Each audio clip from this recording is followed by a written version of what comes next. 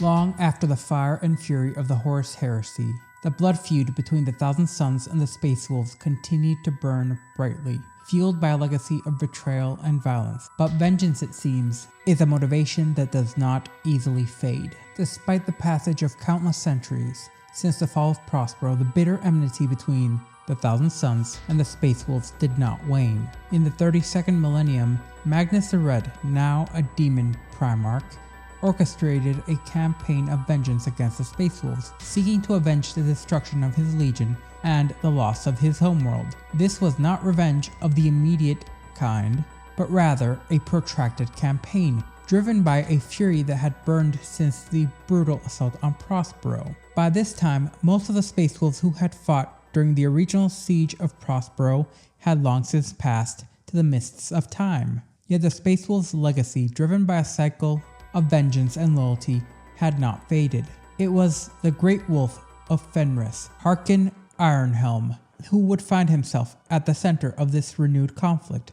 Magnus, through the sorceries of Tzeentch, began a series of raids against worlds on the periphery of Fenris, attempting to lure the Great Wolf into open combat. The Thousand Sons sought not only to weaken the Space Wolves, but to inflame the animosity between the two legions to greater heights. Magnus, ever the manipulator, even began to invade the dreams of Horus Ironhelm, taunting him with images of conquered worlds. In these dreams, Magnus would walk amongst the smoke of the ruined cities as a constant reminder of what he had lost and what he intended to take back from the Space Wolves. His message was clear: the Thousand Sons were coming, and Horus Ironhelm would have no escape from this ghost of the past. Eventually, Ironhelm followed what he believed to be the Thousand Sons to their hidden base on Ganvaya, an isolated world within the galactic fringe. In his determination to bring down the Thousand Sons in glorious battle and to end their raids once and for all, Ironhelm launched a full-scale assault upon the base. This move, while bold, played directly into the hands of Magnus the Red. The assault on Ganvaya allowed the Thousand Sons to draw Ironhelm away from the safety of Fenris, leaving the homeworld of the Space Wolves vulnerable for attack. Taking advantage of this opening, the Thousand Sons launched a devastating assault upon Fenris directly. For 40 days and nights, the Thousand Sons besieged the legendary Fang Citadel, the heart of the Space Wolves chapter. The Citadel, long thought impregnable, now found itself utterly under siege by Sorcerers forces and demonic entities. The defenders, led by Bjorn the Fell-Handed, now a venerable dreadnought, were forced to retreat into the depths of the Fang in order to regroup. With Bjorn leading the last stand, the Space Wolves sent out a desperate call in the form of a series of scouts to inform Ironhelm of the siege, calling for reinforcements from the Space Wolves fleet. When Ironhelm received the call, he returned with the fury of a wolf chasing its prey. The Great Wolf, driven by the insatiable desire to bring Magnus to justice, arrived on Fenris with his forces prepared for battle. However, when he faced Magnus, he confronted an adversary beyond his expectations. Magnus, wielding a terrible power, boosted further still by his ascension to demonhood, was far stronger than a mere mortal Primarch should be. As the two leaders met in combat on the slopes of the Fang, this was a place sacred to the Space Wolves, the battle that followed was nothing short of legendary. Ironhelm fought with the fury of the Space Wolves' heritage, but Magnus, empowered by his demonic patronage, proved too powerful for a mere Space Marine to contend with. By the end, Horus would be slain, his body left broken on the frozen ground of Fenris, but not before inflicting a terrible wound on Magnus. A final reminder of the deep, eternal enmity between the two legions. When the Space Wolves chapter fleet finally arrived in full force to confront the Thousand Sons had fulfilled their objective, so they retreated into the warp, leaving Fenris in a temporary state of disarray and an uneasy peace, with the threat of another assault just hanging above them like a sword of Damocles. Yet the death of Harkon Ironhelm, the Great Wolf of Fenris, was a victory for Magnus that the Space Wolves would not be able to bravado their way out of, one that would weigh heavily upon the Legion, since it, unlike many of the other chapters who were divided due to the Codex Astartes, had remained in a legion formation. The events of this battle would only serve to deepen the animosity between the two legions further still, to the point that the Space Wolves might even prioritize hunting down Thousand Sons legionaries over other objectives. This, in essence, ensured that the conflict between the Space Wolves and the Thousand Sons would remain at the forefront of both legions' interactions and priorities for millennia to come. Something that is extremely important within the history of the Thousand Sons is what would occur in the grim aftermath of the burning of Prospero and the Horus Heresy's wake, as the Thousand Sons were scattered, hunted, and altered beyond reason, leading to the Legion finding themselves ravaged by the very force they had once sought to master, the warp. Chief amongst their torments was the unceasing return of a very familiar curse, one they had fled from even in their golden days during the Great Crusade, the flesh change.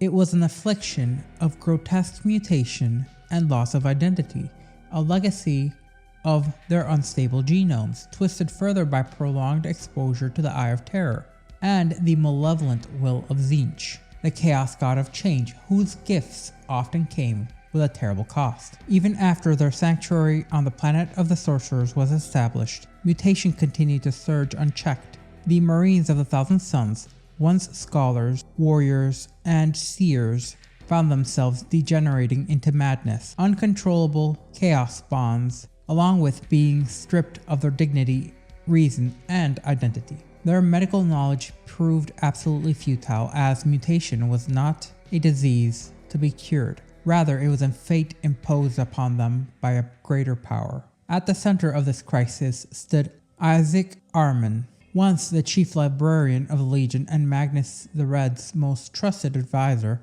Ahriman had witnessed the flesh change long before Prospero had fallen, and he had watched as his own twin brother, Osmond, was reduced to a gibbering monstrosity by that very same illness, an experience which had scarred Ahriman deeper than any wound he had ever received. From that moment forward, he had sworn to save his brothers from a fate he saw as worse than death. This became an obsession, and later his very undoing. In their exile, as mutation surged once more, Ahriman presented a solution, a grand spell, and a final gambit to preserve what little of the Legion remained intact. This spell would become known as the Rubric of Ahriman. Despite fierce debate amongst the Sorcerer Librarian, it was only after Magnus the Red's ascension to demonhood that a fragile consensus was reached. A cabal would come to be formed, comprised of the Legion's greatest psychers, and the Rubric would be cast into reality. What followed could only be described as a cataclysm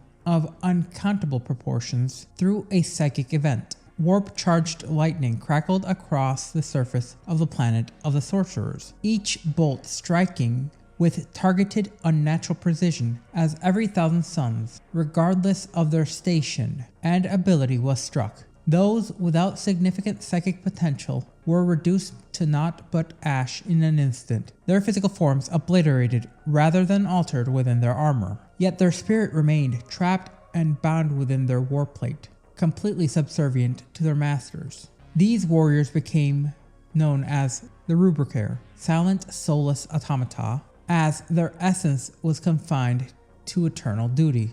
For those with psychic gifts, the effects were just as transformative, if not more so. Their powers were not merely preserved, but amplified and twisted into new forms. These sorcerers, now more potent than ever, became the ruling elite of a legion made hollow, commanding an army of unthinking, spectral warriors bound into metallic husks, shells of what were once men. When Magnus discovered what Ahriman had wrought, he was overcome with fury. The Rubric had stabilized the mutation, but at an unbearable cost. His sons, his legion, had largely been turned into little more than puppets, encased in living tombs. Magnus moved to strike Ahriman down, but in a moment heavy with fate, Tzeentch directly intervened. The Chaos God's will stayed the Primarch's hand, tightening the collar around his neck. Whether it was amusement, strategy, or punishment that guided the changer of ways, none could say, but in that moment Magnus had been shown the bars of his very cage. Instead of death, Ahriman was cast out, an exile, cursed to wander the galaxy, with the burden of what he had done hanging forever over his head, till kingdom come and trumpet sound. His act may have saved the Legion from a physical collapse, but it destroyed them spiritually. What had begun as a desperate hope became the defining tragedy of the Thousand Suns. Not long after this grim transformation, the first battle of Gram unfolded. Gram was a shrine world sacred to the Space Wolves, as it bore the tomb of a wolf lord who had once sacrificed himself to defend Lehman Russ during the early clashes with Magnus. Entombed above was the Great Spear of Russ, a legendary relic once gifted to the Primarch by the Emperor himself, a weapon that had wounded Magnus the Red during their first fateful duel. The Thousand Suns, now reshaped into the Rubric, descended upon the world in force, seeking perhaps revenge, perhaps the spear, or perhaps the desecration of a legacy that marred their own grief. Yet the Space Wolves, blood-bound to protect this sacred ground, repelled the attack, and the spear would remain where it lay. And so Gram endured, scarred but unbroken. In the wake of many victories by the Space Wolves, hard-won defense of the Fang, and the trail of destruction left by Ahriman, the former chief librarian of the Thousand Suns turned towards Apollonia. There, nestled amidst the mountain ranges, scorched by ancient wars, stood the Anatheum of Kalikamus, a fortress library containing one of the last complete records of the Thousand Suns Legion during the era of the Great Crusade. These volumes, penned by Remembrancer Mahavustu Kalamikas, were fiercely guarded and considered top priority and to be cloistered safely by an order of warrior priests who had sworn to preserve the truth of the past against all corruption, be that from within or from without. But their vows could not withstand the fully fledged siege that followed. For one solar month, the skies above Apollonia burned. Warp-tainted fires rained down from the heavens. Arcane engines battered the stonework, and demons clawed at the gates of reason. In time, the defenders would fall, one by one, broken upon the relentless tide of the arch-sorcerer's warhost. Ahriman himself walked through the shattered gate, as he had not come merely for vengeance, he had come for the written soul of his legion. From the vaults below Atheum, he took the records, every scroll, every relic of memory, each and every scrap that could be remembered or even vaguely tied to the Thousand Suns, and left the library as little more than ash. Whether it was out of spite, necessity, or the fear of what others might glean from these records, that is unknown. But what is known is that he directly ordered the complete immolation of the archives. The truth was his, and his alone to wield. Elsewhere, during that same era, the sorcerer Hostep, Magister of the Mind-Eater Thrall Band, received what he claimed to be a vision from the Changer of Ways. Within his revelation, he foresaw his own ascension, not through blood or ritual alone, but by consuming the accumulated thoughts and memories of an entire planetary population. To achieve this destiny, the Mind-Eaters began their dark labor, a vast undertaking of 999 rites, each step towards Hotep's promised moment of apotheosis. And to this day, these rites have not fully ceased. The next era of import is circa 112 M33. This would be when the next sighting of the Thousand Suns proper and or their influence would come, but this time not from sorcery or subterfuge, but in one of the most unexpected places, the feral world of Agoros. What began as a routine mining deployment by the Adeptus Mechanicus devolved into a humiliating conflict. The planet's natives, initially dismissed as Stone Age primitives, revealed themselves as something far more dangerous, particularly when they called upon their flame-tongued shamans. The Adeptus Mechanicus were forced into a perilous situation as they were gutted from within. Their warriors burned alive by forces that defied all explanation, with power that seemed to mirror that of a Space Marine sorcerer.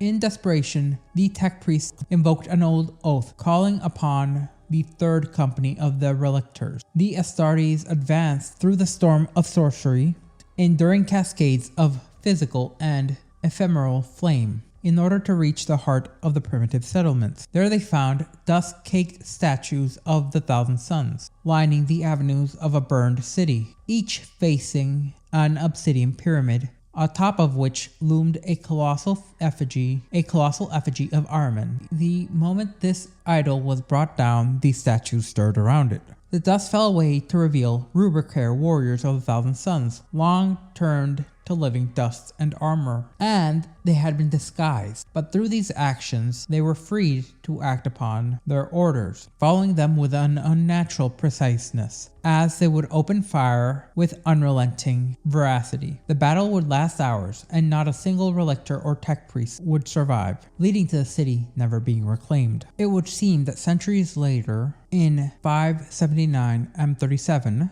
the Kindled Spirits, a thrall band of exalted sorcerers, initiated a catastrophic ritual in a secluded corridor of the Webway. Their objective was to force an incursion into Komarag, the abyssal capital of the Drukhari. What they did not expect was the speed of their reprisal, as hundreds of Drukhari warriors, escorted by Harlequin troops, descended upon the sorcerers from hidden portals. Catching the Kindled Spirits mid incantation, chaos would meet cruelty in a clash of philosophers and nightmares. With their casting disrupted, the Kindled Spirits counterattacked, as unrelenting gouts of warp flame were unleashed. The violence would tear open the pocket of reality itself, as the structural walls of this area of the Webway buckled and ruptured. In that moment, both factions vanished into a warped, broken subrealm within a subrealm. There are whispers carried by those who have brushed too close to this breach, which state combat still rages in that lost dimension, forever entwined in a loop of existence that doesn't exist, in a reality that's always and never, everywhere and nowhere, that death comes only briefly, and that rebirth occurs as a curse, that each warrior, human and Xenos alike, is locked in a perpetual, unending conflict, dying and rising again without end, without cessation, and they will do so until the end of time. At an unknown date on M41,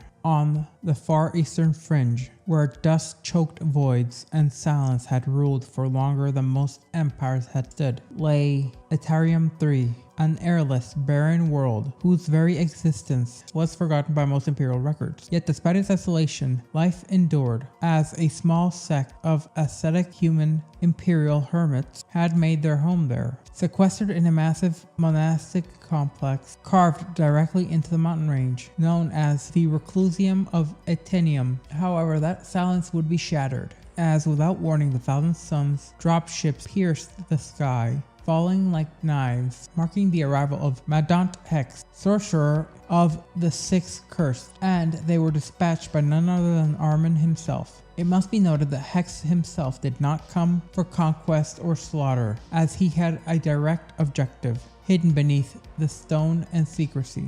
Their approach was deliberate. Through the grey canyons of the Dead World, the Sixth Curse advanced in eerie silence until they reached the sealed adamantine gate of the Reclusium. There, Hex struck at the massive doors 9 times, and they opened, not in surrender, but as if responding to some ancient rite in that very moment. As in that instant, the void itself claimed many of the inhabitants, sucking them out into the violent vacuum outside. The rest, who were sealed within the inner sanctum, were systematically executed, as there would be no resistance. These monks met death with serenity, and in their stillness they offered no opposition, only acceptance. Once the monastery was silent again, Hex descended deeper, beyond the Imperial strata, into the forgotten catacombs, untouched since the Age of Strife. There, beneath millennia of debris and disguise, he found what Ahriman sought, an entrance into the Webway. What purpose this would serve the architect of the Rubric of Ahriman remains unknown, but the discovery marked another step in Ahriman's relentless rewriting of fate. During some time in M41, far closer to the heart of the Imperium, in the western segment of Segmentum Solar, the Imperial 5th Strike Force, Anvil of Dorn, boarded a space hulk, a mass of fused wreckage drifting through real space like a derelict beast. Within its mutated hulls, they encountered Rampant, an exalted sorcerer of the cult of time. What followed was no ordinary engagement. As the fists pressed forward, the very structure of the space hulk shifted and reformed, its corridors warping in real time, time looping, fracturing outside of regular perception. After a war of attrition unlike any other, Captain Dantarian succeeded in felling Rampant in single combat. However, much like many things involving the Thousand Suns, such victory was merely a lie. As with Rampant's death came a crack of etheric power, and suddenly the Strikeforce themselves found themselves back aboard the cruiser, seemingly untouched and prepared to board the space hulk again, as if it were the very first time. No logs of this recorded anomaly. No logs recorded the anomaly itself. No data slates explained the mounting injuries and drained ammunition. But the survivors remembered fragments, ghosts of pain, a cold dread without source. And then it happened again and again. 8 times the Anvil of Dorn boarded the Hulk. 8 times they fought Manata. 8 times they died. Each time the sorcerer fell, the loop reset itself, his laughter growing louder and louder, ever more mocking, more knowing. By the 9th iteration, only Captain Darnatan remained, alone, exhausted, but with that quintessential Dornian resoluteness, as he boarded the space hulk one final time. Unfortunately, he never returned. Whether his final death broke the cycle or merely ensured it would continue in solitude remains unverified. Circa 941, the shrine world of Graham, already soaked in martyrdom from 1,000 conflicts, faced yet another defilement when the Thousand Suns descended once more upon this sacred soil. At the heart of this incursion was Maddox, a chaos sorcerer whose ambitions were cloaked in both heresy and blood. A planetary-scale uprising orchestrated by chaos cultists seated within Graham's underhives masked Maddox's true objective, the Spear of Rust, a relic of immense symbolic and psychic value to the Space Wolves. As rebellion engulfed the main cities of the planet, the Space Wolves deployed a force led by the legendary Ragnar Blackmane, who sought to preserve not only the Imperium's control of the world, but the honor of his chapter. The confrontation between Ragnar and Maddox reached its apex just as Magnus the Red, Daemon Primarch of the Thousand Suns, began to breach into real space. In a final act of desperation, Ragnar hurled the Spear of Rust into the swirling warp rift in order to seal the breach and banish Magnus before he could fully manifest. And it seems the gamble worked. The incursion would then collapse, and the world, perhaps the galaxy itself, was spared from the most powerful follower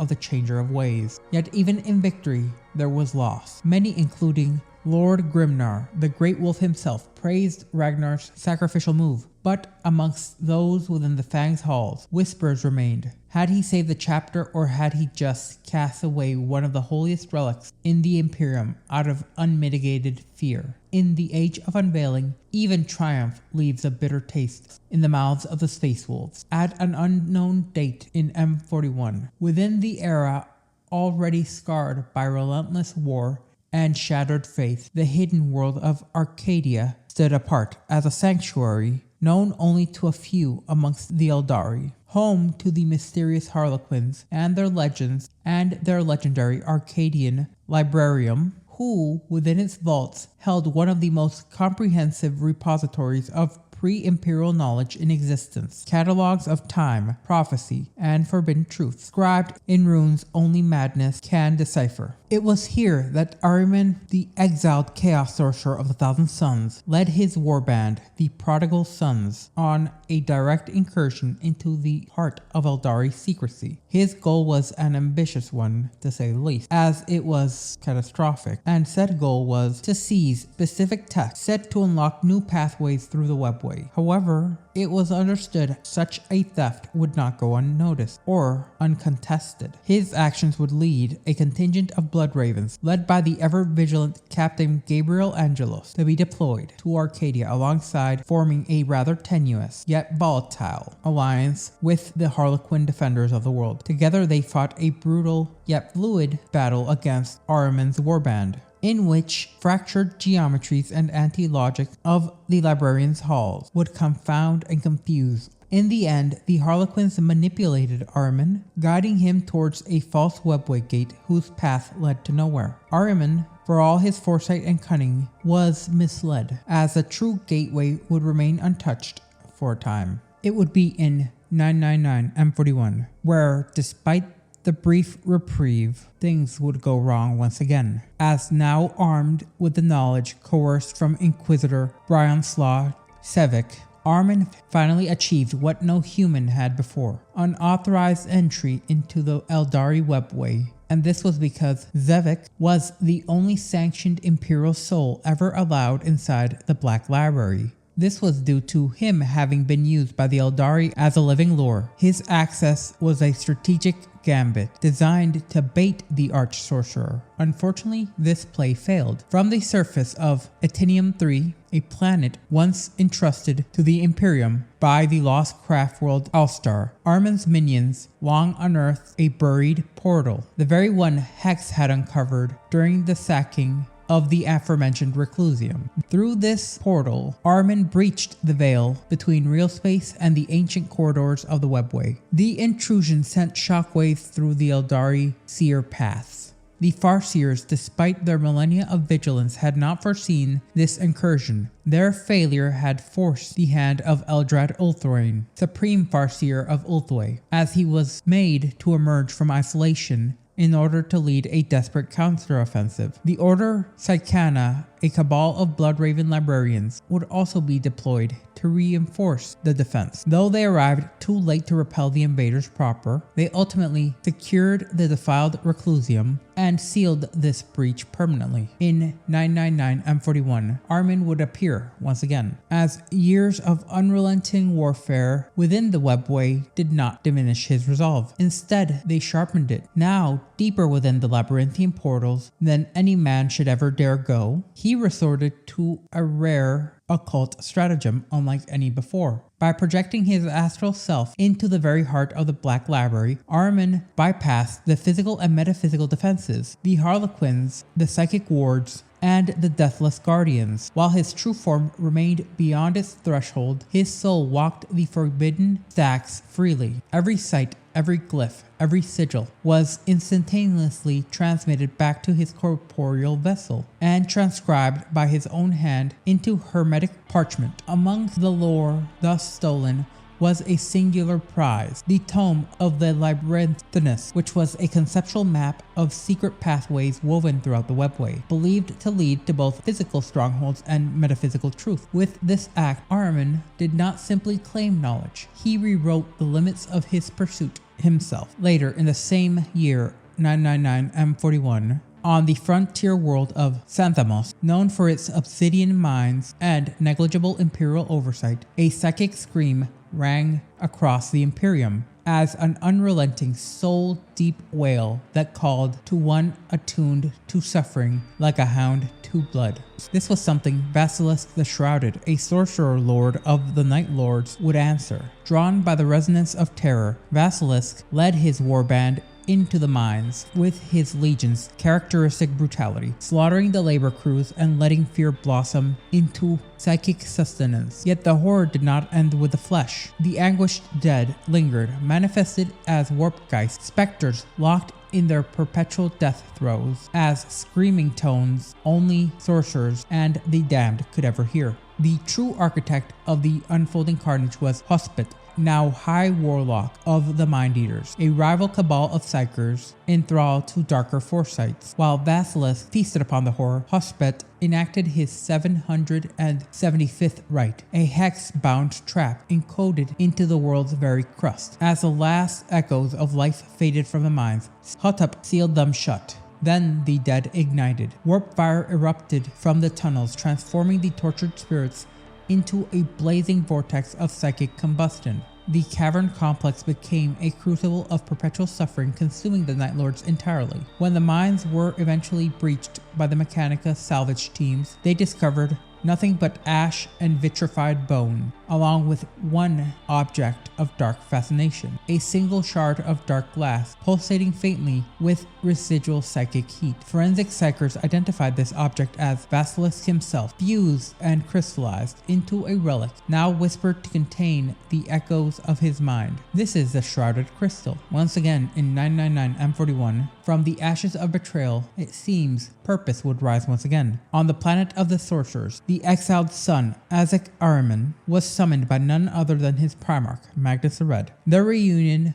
had been long forestalled due to bitterness and pride. This meant that it was most definitely not sentimental. This reunion was strategic. Magnus, master of the immaterial and architect of vengeance, sought not an apology, but an alignment. He laid before Ahriman the framework of a plan, nay, rather a design for a galactic transformation, and requested his aid not as a subordinate, but rather as a peer. Though what passed between Gene father and son would only be known directly to them, what followed would be a change that would shift the Imperium forever. As fate turned its gaze northward in 999 M41, the Fenris system, the ancestral domain of the Space Wolves, was once more engulfed in warp storms and a seemingly coordinated demonic incursion. The Vulfin, once cast out and now returned, found themselves beset by the very hell they had long been shaped to fight. The Grey Knights and the Dark Angels deployed swiftly in order to reinforce the beleaguered Fenrisian system, but unity seemed to crumble under the cunning assault of not blade, bolt, or psychic attack, but rather of deceit.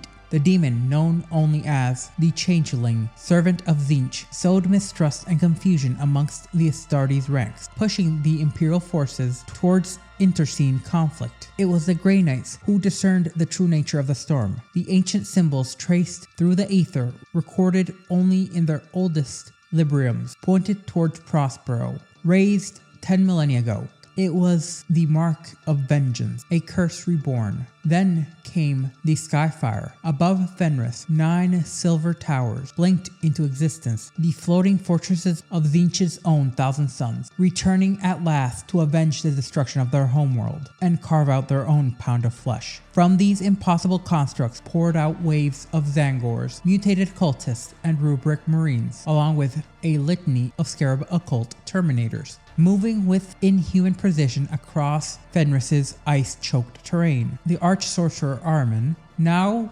temporarily reconciled with Magnus, opened hidden webway portals, unleashing exiled Thousand Suns directly into the battlefield in coordinated psychic ambushes. Imperial resistance was scorched away in a tide of arcane fire. Yet this assault was not merely martial, it was a ritual. The Silver Towers aligned themselves with the geomantic nodes of planetary power. Within each tower, a captured Space Wolf was sacrificed in boiling gore as psychic energy funneled skyward. For 3 solar days, the planet burned with unnatural flames. When the veil between realities thinned, Magnus the Red strode into the Imperium. The Daemon Primarch, now flanked by Ahriman and a cadre of his most powerful sorcerers, initiated a planetary-scale rite. Fenris's crust cracked, and the magma beneath the Fang boiled over. Once sacred and stable, it now seethed with demonic presence. Mutagenic surges twisted the land, and the fortress monastery itself threatened to collapse from within. Only the obliteration of Midgardia, a neighboring world, forced the Silver Towers' retreat. Yet their disappearance was not a victory, for the death of Midgardia was intentional. The psychic energy was harvested from its destruction in order to empower Magnus, giving him the final key to enact his still unfolding plan, its scope unknown to those within the conflict zone. However, its consequence would not yet be felt. Within the fortress monastery known as the Fang, which had been crippled by their previous assault, the Thousand Suns pushed forward across the scarred terrain of Fenris. Their march culminated in the natural choke point known as the Wolf's Gullet, a vast canyon carved through volcanic stone and ancient glaciers, steeped in the blood of earlier Fenrisian rites. It is here that the defenders of Fenris, the Sons of Rus, battle-worn and desperate, chose to make their final stand. Above the battlefield, the Daemon Primarch Magnus the Red loomed, surrounded by the flame and smoke of a world nearly destroyed. He descended with the wrath befitting a god reborn, his mind unleashing torrents of warp lightning that obliterated Astartes tanks and attack aircraft alike. His massive form, radiant with such arcane power that it became a beacon of despair to all those who faced it. In an act of defiance, Ilgian Ironwolf leveled a las cannon and fired directly at Magnus's Cyclopean eye, but the Crimson King did not flinch. With the merest flicker of thought, he arrested the beam mid-flight, its energy still humming, still in the air, before translocating Egil into its path. The shot meant to slay a Primarch annihilated its own master. Egil's death was instantaneous and complete, as it served to be a cruel exclamation mark upon Magnus's new dominion.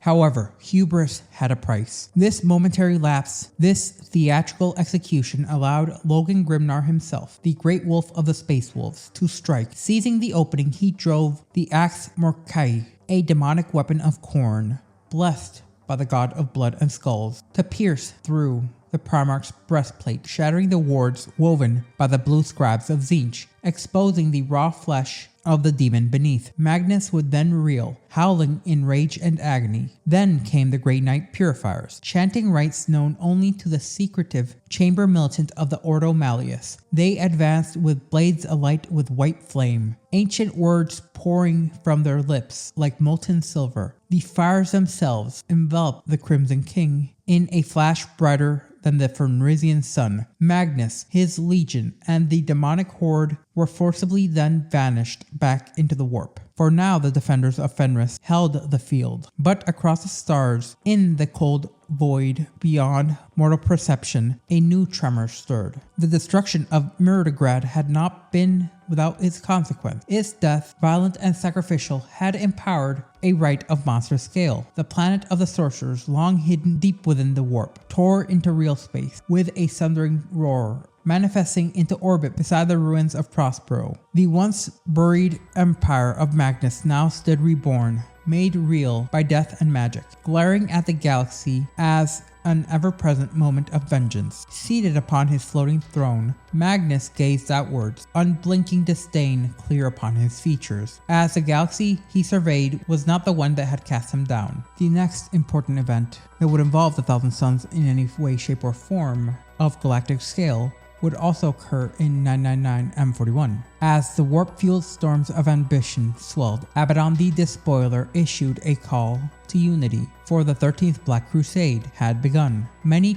other traitor legions had answered, but Magnus Red, contemptuous of the War Master's ambitions, refused. His designs lay beyond Abaddon's reach. Yet Isaac Ahriman, ever calculating, saw an opportunity. Though Magnus remained aloof, Ahriman dispatched several thrall bands towards the ice moon of Classis, deep within the Cadia system. Ostensibly, this was a gesture of support. However, the move concealed a deeper intent. These forces were distractions, masking Ahriman's real ambitions, as he had foreseen that Classis would become a nexus of fate, a locus around which the schemes of Tzeentch might unfold. This was a masterstroke of misdirection, as the arch-sorcerer was playing 3 games at once. Meanwhile, within the shifting courts of Tzeentch's sorcerer cult, blood was spilled, not for war, but rather for dominance, as the exalted sorcerer Krothopos, a veteran of the cult of magic, had spent over a millennium constructing a grand stratagem. His designs were precise, his ambitions undeniable, but his efforts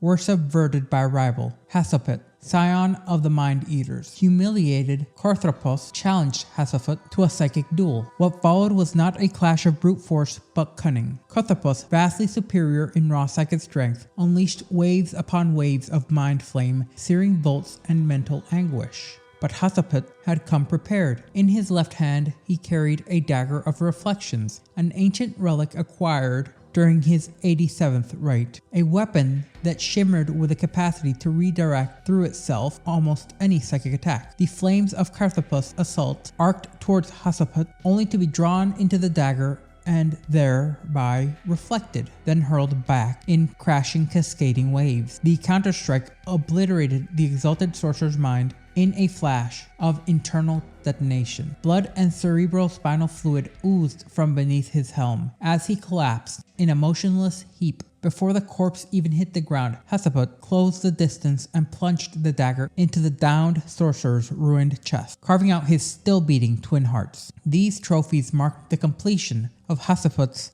828th rite. As this was happening, within the ever-shifting fractal corridors of the webway, events began to converge that no Eldari Farseer had predicted, and no Imperial scholar would believe. At the heart of this convergence stood Ahriman, the exiled son of Prospero and the arch-sorcerer of the Thousand Suns. In the wake of Cadia's fall, the webway grew restless. Unseen by most demonic spirits, sealed across its winding arteries, began to report unusual activities. This in particular was amongst the Ynnari, the reborn cult of Yenid, the Eldari god of the dead. To Ahriman, these omens struck like a blade to the soul. The resurrection of fallen Eldari warriors presented not a threat, but a possibility. A mirrored hope for the Rubric, the cursed remnants of his legion. Determined to test this hope, Ahriman led a detachment of Thousand Suns into the webway.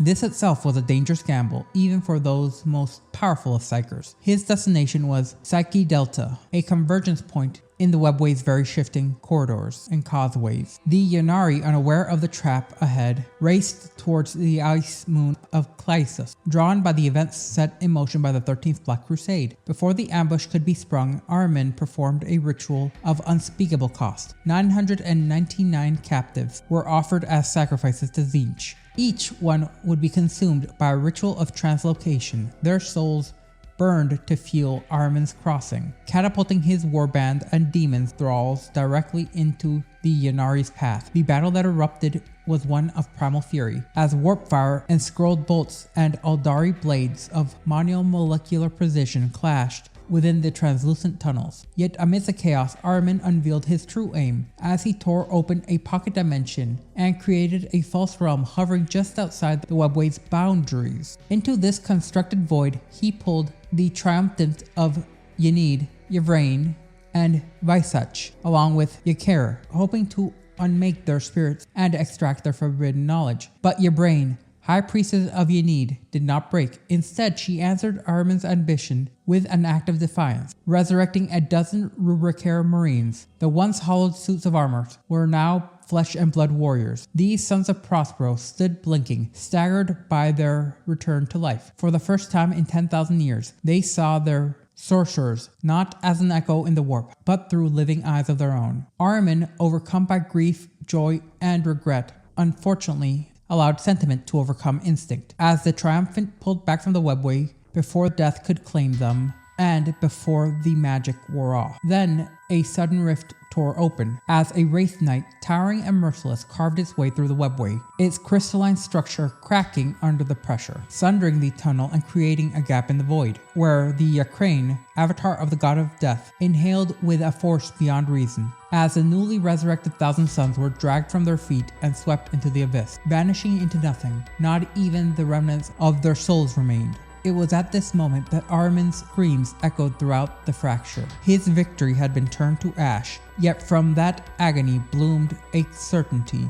The rubric of Ahriman could indeed be reversed, and now he knew who held the key. In 999 M41, within yet another theater of war, far from the ruins of Prospero and the haunted corridors of the webway, the galaxy shuddered anew. News reached Magnus the Red that his brother, Reboot Guilliman, had returned. The Primarch of the Ultramarines had been restored by unknown means, and he was making his way straight to Terra in order to commune with the Emperor himself. Magnus, perceiving this as a grievous threat, and perhaps a moment long prophesied, consulted with his ever-changing strands of fate. The Crimson King traced Guilliman's path throughout the Maelstrom, a region of the warp where turbulence affected the very laws of reality, and where existence began to dissolve into something else entirely. There, Magnus waited at the edge of madness when the Terran Crusade's fleet finally emerged. It was not met by welcome, but by a storm of heretical fire as the Thousand Suns, warp-spawn constructs, and demon-haunted vessels launched their massed assault. With merciless timing, Guilliman's forces were outnumbered, and surprised, but under his command they held firm. Then the Crimson King invoked the power of the warp itself. From the churning sea of unreality, tendrils of raw power lashed out, coiling around the Crusade fleet, not to destroy but to draw it in, deeper into the Maelstrom's heart. Magnus did not seek to kill his brother, at least not yet. Instead, he set him on his path, one shaped not by Imperial design, but by Tzeentch's will. The future was now set in motion, not broken, but bent. Magnus the Red had waited, but not idly, as his predatory patience gnawed at him, his gaze fixated on Reboot Guilliman, recently resurrected Primarch of the Ultramarines, who Magnus believed would tread the steps of destiny and emerge through the webway portal beneath the Imperial Palace. But fate was diverted. The Terran Crusade did not exit where the Crimson King had planned. Instead, Guilliman and his forces emerged upon Luna, the ancient moon of Terra. Despite the setback, Magnus surged forth, his forces breaching the veil between realms and thundering into Luna's crater-scarred surface. There, under the blazing gaze of Sol, and in the view of the Emperor's throne world, the Crimson King at last stood face to face with his brother. A twisted smile formed upon his mal-shaped face, not out of joy, but out of calculation and thrill of the impending retribution. It must also be noted that, like a coward, he did not come alone. As Rubric Marines, immaculately still, their souls yet in their dust-filled armor, marched up the steps beside Scarab occult Terminators, their arcane plate pushing and pulsing with aetheric power. The air around them warped and screamed, as warp fire gouted across the lunar plains, interspaced with inferno bolts that turned reinforced armor into molten slag. Magnus himself had become the locus of psychic devastation and power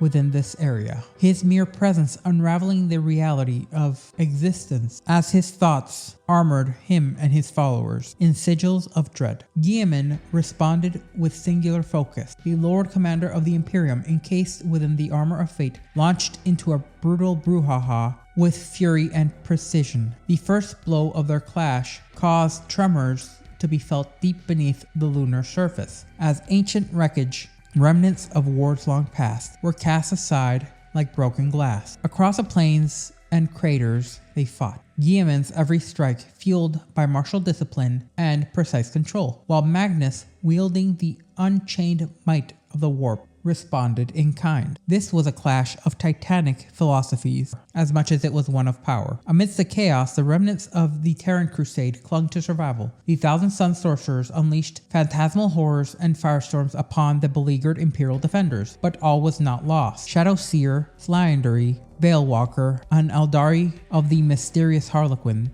moved unseen through the chaos. Her objective was the webway portal Magnus had used to gain access to Luna. Even as the Thousand Suns warded it with intricate bindings, Veilwalker unraveled their glyphs with precise arcs of her masked sorcery. At the duel's climax, Guilliman struck with a force of righteous fury. Magnus, caught in the throes of the sorcerer's release beyond his control, answered with a searing psychic blast. As the two powers collided, the shockwaves that followed cast Magnus from Luna, flinging him back into the webway portal from which he had come, with such force that the veil of reality trembled. With no hesitation, Veilwalker sealed the webway gate behind him. Now trapped within the labyrinthian dimension, Magnus's howls of fury echoed throughout the unreal. What he had foreseen that day as a day of ruin for the Imperium had instead been stolen from him. But even in his rage, the Crimson King turned his sights forward as he saw a darkness gathering, a wound yet to be torn across a galaxy, one that would offer many more paths to the vengeance he so desired. It all began on the planet of the Sorcerers, there in that impossible realm suspended within the warp, yet confoundingly enough right next to Prospero. The unchecked sorceries of Magnus and his cultists had been building. Their baleful energies did not remain confined to the world itself, as they combined into swells of countless overlapping warp storms. The barriers between the Immaterium and the Materium began to give way, as the galaxy screamed. The Great Rift tore open across the stars, a chasm of raw chaos energy cleaving its way and ripping the galaxy in twain. It was not merely space that was sundered, but reality itself. Entire systems were swallowed up. Planets became altars of mutation, or were annihilated outright from existence. The Astronomicon, the psychic beacon that had unified the Imperium's navigators since the dawn of the Great Crusade, flickered and, at least momentarily, it died. This was the Noctis Aetherna, the Black Night. Throughout the Imperium, laughter and howls echoed, the sound of ancient powers exulting in victory. The veil between realms had been thinned to a mere breath. The Imperium was no longer whole, and the age of certainty was over, as the age of chaos ascendant had begun. No warning, no declaration, no threat of war. In a seemingly isolated corner of Segmentum Solar, a star asterisk began to flicker. The stellar fluctuations were not rare, but the perception of such a disturbance was suspect. The cult of manipulation, a Thousand Suns affiliated cabal, long suspected of high-order chromantic and technomantic rituals, had enacted a hex with a singular aim, snuffing out the Aphes star. What followed was not quite the death of celestial fusion, but the deliberate manufacturing of a solar storm, the likes of which disrupted long-range augur readings across Imperial sectors. It must be noted that this anomaly most definitely could not go unnoticed, as the Adeptus Custodes, the Emperor's golden sentinels, and perhaps the second greatest force protecting the Emperor himself, detected the surge and immediately mobilized. In response, a strike contingent was formed of Alaris custodians, accompanied by a litany of Grey Knights, and a sizable deployment of Skitarii from the Martian Legion. The mission was uncompromising: locate the cult, dismantle the hex, and purge every last heretic within the system. But as the Imperials closed in on the Aspis system, the trap was sprung. An enormous flare, likely provoked by the spellwork itself, erupted in an unnatural fury. The flare scattered the approaching forces, while the Grey Knights and Skitarii, through a mix of grit and guidance, located and shattered the profane, warp-anchored wards. Sustaining the spell, the custodians were less fortunate, as the flare's warp-charged shockwave cast them adrift, not merely in space, but within the Imperium. There, waiting with cruel precision, were the Thousand Suns, and much like countless other times, it seems the custodians would fall to what is supposedly lesser creations of the Emperor, as the custodians would never transmit again. Their bodies, their war gear, everything they were, disappeared. In the wake of Aspis' fall, another front ignited, this one within the Stygian sector, a heavily fortified yet isolated network of systems which had become the next target of Magnus the Red's ever-expanding campaigns. While the Astronomicon was veiled by the Great Rift, the Stygius system was a blind bastion, its defenders deaf to the warning and cut off from aid. That would be when chaos struck with pure undiluted ruthlessness. Cultist uprisings, dormant for decades, flared into planetary-scaled rebellion. Demonic incursions tore through thinly held void stations. Thrall bands, roving war bands of Thousand Suns and renegade allies, struck simultaneously across key systems. This sector of the Imperium buckled as worlds fell in days. Resistance would come from two fronts: the iron-willed, ever-glorious Mordian Iron Guard. Such Mordian glory was rarely seen, yet their discipline is one of legend even amongst the Astra Militarum. This was aided with the sudden arrival of the Eldari's forces, operating under the cryptic banner of the Stygius Crusade. Their objectives remained unknown, their methods surgical, and their timing precisely as Magnus had foreseen. Some within the Ordo suspected the Eldari were not allies, but rather instruments, distracting, delaying, or diverting attention from parts of a broader strategy. As Stygius did not merely fall, it was reshaped, molded according to the pattern no Imperial tactician could decode in real time. The next event of note would occur in M42, deep within the gravity-wrecked stalagmite jungles of Carcodia, a planet known more for its biotithe than its strategic value. It was here that a different type of horror unfolded. There, amongst the native Ogren tribes, a hunting band brought down a mutated beast. This was a common enough occurrence that it originally raised no questions, but buried in its organs was a sac pulsating with a strange allure. Compelled by something that they did not understand, the hunters brought the object to their elders. The tribal council would quickly declare it good and placed it at the heart of their settlement. As time passed, the sack began to emanate luminescent multi-hued lights, and eventually it split open, not with gore but with reverence. From within stepped a figure, radiant in appearance, not a monstrous entity nor a beast, but something divine, or so the Ogryn believed. They wept in its presence as they worshipped it, and said worship would give way into transformation. As these tribes slowly began to morph, their brutish forms reshaped by unseen forces into warped reflections of their false idol. By the time the Astra Militarum arrived to collect their tithe, the Ogryns were no more. Now they were chaos spawn, prowling a world which was in essence unrecognizable in both biology and allegiance. The fate of the world was one of quarantine and study, as no official exterminatus decree was recorded. Yet another mystery still unsolved. As elsewhere, far from this world, from within the Fang, the space wolves of the Ergar Kingdom's great company launched a campaign long in the making, a strike directly against the planet of the Sorcerers, a chance to wound the Thousand Suns at their root. However, they would never arrive. Though experienced in warp navigation and hostile incursions, every attempt to reach Prospero's Phantom Echo was thwarted, as no matter the route, no matter the navigator, they were met with warp eddies that acted with both precision and a living will, shifting, unfolding, and cascading the great companies into parts and times unknown. No engagement, no transmission, just entire companies lost to only silence evermore. Also, during M42, within Gasima, an outpost world cold, remote, and scarred, nestled within its windswept highlands, stood a fortified spire containing the covenant of the legendary Sisters of Silence, a bastion shielded not by vox nets or orbital guns, but by the sheer presence of the Null Maidens, the greatest force to ever directly protect the Emperor, greater even than their Aramite-covered counterparts. There, silence reigned, not from choice, but by nature. Then came the dust, a cloud of particulate matter, at first dismissed as a seasonal anomaly. It descended across the convent. The sisters, experienced in both war and warp-born deception, quickly recognized the threat, but even their vigilance could not prepare them for what followed. Meteoric impacts tore through the vaulted ceilings and sanctified walkways. No debris, not bombardment, but instead Rubric Marines, lifeless but deadly, rained down in their armor marked with sigils of the blades of Magnus. The strike was surgical and had a theatrical flair, falling from orbit with unerring accuracy, their bodies smashing into the sacred halls like divine hammers of Aetheric wrath. Then the air crackled. Atmospheric lightning burst forth from violent arc as the dust began to move. It was not mere ash, but psychoreactive particulate essence, the very souls of the Thousand Suns warriors, fragmented and waiting with unusual unity as the dust coalesced and surged forth towards the broken Rubric Marine suit. The lifeless armor now stood, weapons raised in unison, and the Sisters of Silence resisted without hesitation, as every corridor became a sanctum of blood and ash. But the Rubric Marines fought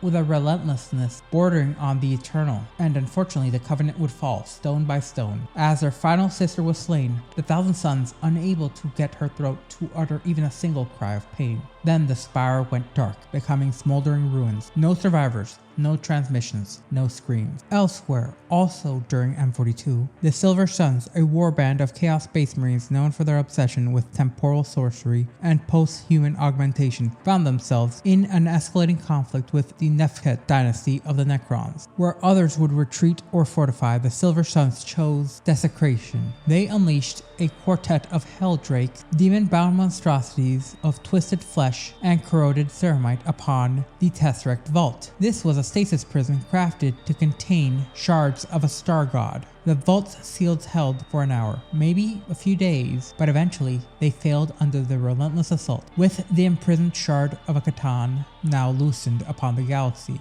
The shard did not hesitate, and what followed was not a skirmish or a campaign, but a cataclysmic rampage stretching across years of real space-time. The Nefket tomb world would then be harvested of life and light, and even their phase shift reinforcements were torn apart by the starborn fury of the freed entity. The Silver Suns vanished shortly thereafter, consumed by their own gambit or transformed by it. The question of what happened remains unconfirmed, but there were a plethora of Thousand Sun sorcerers within that cabal. Significantly before this, in 999 M41, amidst the closing days of the 41st millennium, with the Tau Empire embroiled in a prolonged planetary engagement on Mangle 3, An unwelcome third front in this brouhaha emerged. The sorcerer Hasafut, commander of the Mind-Eater's warband, entered orbit under false signal beacons. With a single stroke, he shattered the shrouded crystal, a relic of uncertain origin that had hung dormant in the system for centuries. Its fragments scattered into Mangle 3's upper atmosphere, casting the entire planet into a darkness so thick it defied augury and sight alike. Cut off from orbital relays and reinforcement, the Tau and Imperials would continue their bloody conflict, blind, deaf, and increasingly erratic. Now blind, deaf, and increasingly erratic. In the veiled sacrifice, the Mind-Eaters began a ritual of colossal scale. Trophies from 998 previous rites were placed in a vast crescent. Fetishes of bone, teeth, memory skins, forming a lattice of psychic conductivity. At the center, Hasafut erected a pyre, crowned with the hearts of Crophos, a long-dead seer cult. He ignited it with their blood, and the reaction was immediate, as it created a vortex of psychic energy that surged into Hasafut, shredding the minds of hundreds of thousands instantaneously. The battlefield became a graveyard of blank-eyed soldiers, but the sorcerer's victory turned into horror. Rather than ascending into true demonhood, his body began to rupture. Grotesquely and rapidly, he was mutating into a mutilent vortex beast. Each life consumed further fed the transformation. Each memory devoured expanded the very vortex around him. War engines, regiments, even alien aircraft alike were drawn bloodily towards him.